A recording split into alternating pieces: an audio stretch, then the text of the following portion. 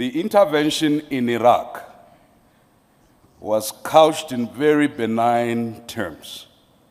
The intervention in Libya was couched in benign terms.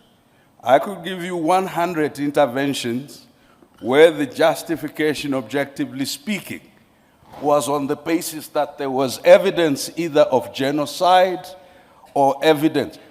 I'm sitting in Rwanda. The international community stood by as the genocide against the Tutsi happened.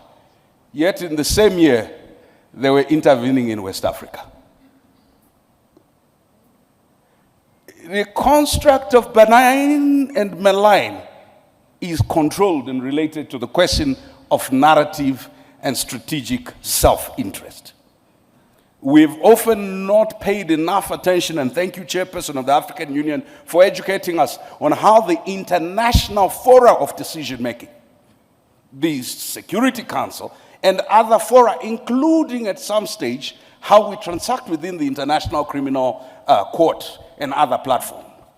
That evidence, and that was my point, we don't control data, we don't control digital platforms, we therefore are not controlling narrative in both analog and digital forms. What can practically be done?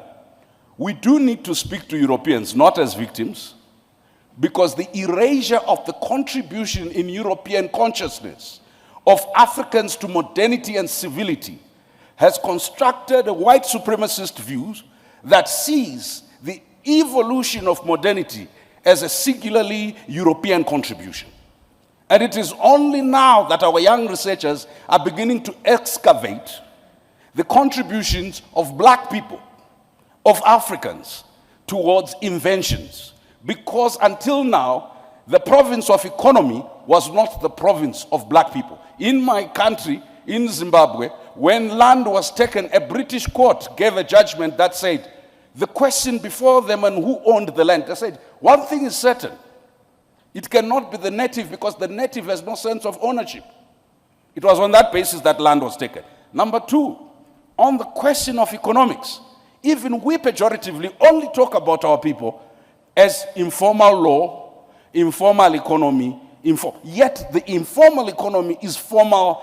That's how India developed through its cottage industry. That's how we have a psychotic addiction to colonial definitions of what, and that's why Professor Ashraf is correct. It's not just a narrative about our contribution historically, it's a narrative about our contribution now. Our young people who developed M-Pesa, which is now being used globally, who developed Ushahidi, which has been used by over 300,000 organizations, including the Japanese, the US military, and the NATO forces, are never sufficiently credited. Why? Because it is not in the current psyche of most Europeans possible that Africans are anything else except the object of charity that deserve our mercy and our pity. Why? Because they are governed by tyrants, right? Or Africans are incapable of ethics.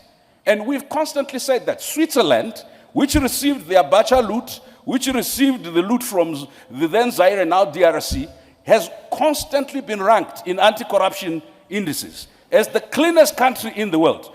PLO and I are lawyers. The receipt of stolen property is theft at law. How is it that you will have Nigeria and Kenya ranked so far, and yet the country that receives the money ranked so up? I think that if you're changing narrative, you also have to change behavior. Our African leaders and citizens constantly confirm the European caricature, an object of pity. When we come into this spaces, we can never transact revolution in courtesy. I like to be civil, to be courteous, right? But each time I start pointing to atrocities committed by African governments, the Europeans and the Americans cheer me up. Each time I refer to the historical atrocities and continuing atrocities committed first by governments and by companies that are dumping cyanide into our underground water and nuclear waste, right? You know what it is said? This is retrogressive. It's undermining investment. It's listen, we cannot win the narrative battle by arguing in pockets. They are happy us talking about our localized, indigenized oppression. They are never happy us talking about the question of distribution and redistribution of the global economy, of global power. And what Nkrumah and others realized in 1963 at the founding conference, if Africa is not represented, if Africa does not own its narrative, but you can't own your narrative if your leadership is totally disconnected from its people.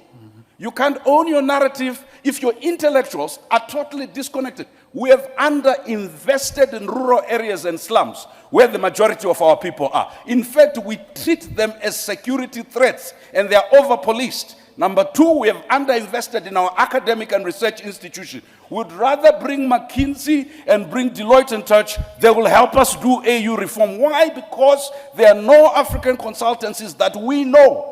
Even if they exist, we have no relationship with them to help us with AU reforms, with anything else. And this is not a pronouncement on McKinsey or Deloitte. It's a pronouncement on ourselves. We have not, as a leadership, begun to recognize that the native is capable of knowledge. The native is capable of economy. The native is capable of invention. You can't change the narrative if the starting premise is we're trying to be like Europe and to catch up. We can't change the narrative when we're constantly trying to learn from others without understanding, and I'll end with that, what William Tunga said, the former Chief Justice of Kenya. He says, let's not engage in this romanticist view that there can only be one way to learn. We first must indigenize knowledge. That's what I said, learn from our culture and traditions. Number two, we must diversify who we learn from. We can not only learn from the West, we need to learn from everybody who has something to teach. Number three, we must domesticate what we learn. If we're going to learn anything, let's domesticate. I think the chairperson and the minister said it's consciousness. Narrative is first and foremost by realizing self-worth, self-belief, and looking inward so that when you look outward, it is to supplement not a vacuous state of nothingness and inferiority, but it is to supplement a very stable, solid foundation where your culture, where your values, where your value for people is important.